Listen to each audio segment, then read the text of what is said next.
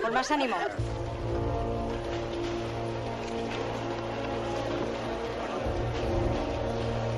¡Queda bonita la propiedad!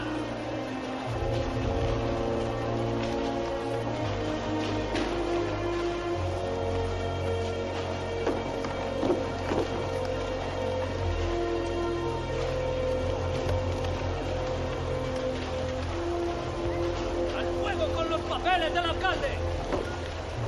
Si Dios todo lo puede, que baje de una vez. ¡Muerte a los curas! ¡Al fuego! ¡Al fuego!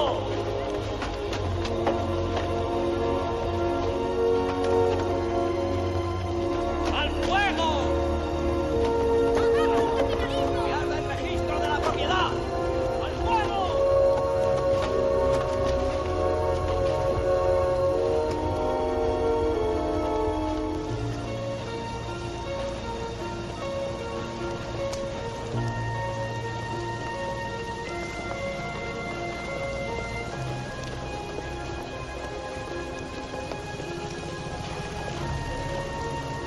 Quita eso de ahí.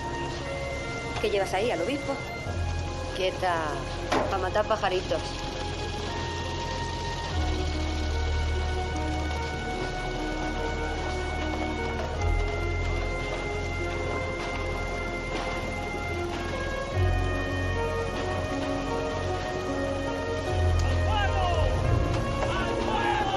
¡Viva la revolución libertaria!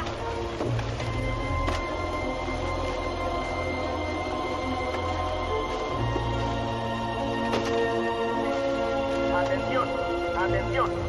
Desde Barcelona y a través de los micrófonos de EAJ-15 os habla Buenaventura Durruti. Atención, atención. En estos momentos históricos, en estas horas decisivas, multiplicados por el furor y el entusiasmo, los bravos hombres del pueblo que han reducido al ejército en Barcelona se disponen a marchar sobre Zaragoza en auxilio de sus hermanos aragoneses.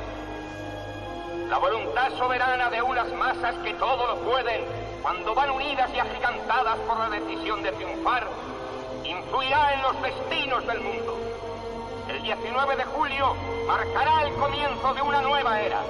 La paz del pasado ya no existe.